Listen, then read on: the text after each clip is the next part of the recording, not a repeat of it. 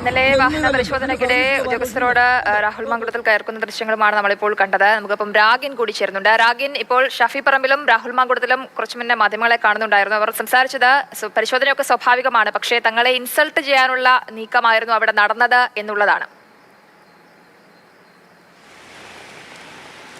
അതാണ് കോൺഗ്രസ് നേതാക്കൾ ആരോപിക്കുന്നത്. കഴിഞ്ഞ രാത്രി 10 മണിയോടുകൂടി ഈ ഭാഗത്ത് വെച്ചാണ് പരിശോധന നടന്നത്. വടപുറം പാലം ഇറങ്ങി വരുന്ന ഭാഗമാണ്. ഇവിടെ എയ്ഡ് പോസ്റ്റ് ഉണ്ട്. ഇലക്ഷൻ കമ്മീഷനുമായി ബന്ധപ്പെട്ട ഉദ്യോഗസ്ഥർ ഇക്കാര്യങ്ങൾ പരിശോധിക്കുകയും ചെയ്യുകയാണ് ഇപ്പോഴും. എന്തായാലും ഇന്നലെ രാത്രി നടന്ന സംഭവത്തെക്കുറിച്ച് ഈ ഉദ്യോഗസ്ഥർക്ക് കൃത്യമായിട്ടുള്ള മറുപടിയില്ല. കാരണം അത് മറ്റ് ടീമാണ് പരിശോധിച്ചത് എന്നതാണ് അവർ പറയുന്നത്. പക്ഷേ ഇപ്പോൾ എല്ലാ വാഹനങ്ങളും പരിശോധിക്കുന്നത്. കോൺഗ്രസ് നേതാക്കൾ പ്രധാനമായും ആരോപിക്കുന്നത് ഇന്നലെ ഈ ഷാഫി പറമ്പിലിനെയും അതോടൊപ്പമുള്ള രാഹുൽ മാങ്കൂട്ടത്തിലിനെയും പി കെ ഫിറോസിനെയും ഒക്കെ വാഹനം തടഞ്ഞു നിർത്തി പരിശോധിച്ചത് വിവാദമായ ഘട്ടത്തിൽ ഇപ്പോൾ എല്ലാ വാഹനങ്ങളും പരിശോധിക്കാൻ തുടങ്ങിയിരിക്കുകയാണ്. ഇതിലൊരു പ്രശ്നമില്ല എന്ന് കാണിക്കേണ്ടത് ഇപ്പോൾ ഉദ്യോഗസ്ഥരുടെ ബാധ്യതയാണ്. അതിൻ്റെ ഭാഗമായിട്ടുള്ള പരിശോധനയാണ് ഇപ്പോൾ നടക്കുന്നത് എന്നതാണ്.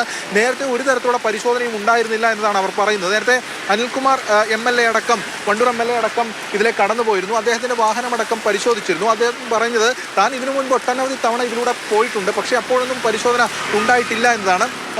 ഇതാണ് കോൺഗ്രസിൻ്റെ ഒരു വെർഷൻ. കോൺഗ്രസ് പറയുന്നത് അസ്വാഭാവികമായിട്ടാണ് പരിശോധന നടത്തിയത്. മാത്രമല്ല ഈ പരിശോധിച്ച ശേഷം ഉണ്ടോ ഇല്ലയോ എന്താണ് ഉള്ളത് എന്നെ സംബന്ധിച്ചുള്ള കാര്യങ്ങളൊന്നും പറയാൻ തയ്യാറായില്ല.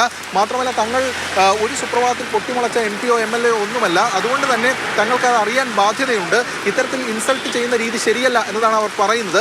നേരത്തെ പാലക്കാട് ഉപതെരഞ്ഞെടുപ്പുമായി ബന്ധപ്പെട്ട പെട്ടി വിവാദവും നമുക്ക് പശ്ചാത്തലമായി മുന്നിലുണ്ട്. എന്തായാലും ഉദ്യോഗസ്ഥർ വിശദീകരിക്കുന്നത് സ്വാഭാവികമായിട്ടുള്ള പരിശോധനയാണ്. അതിൽ MP-യുടെ വാഹനം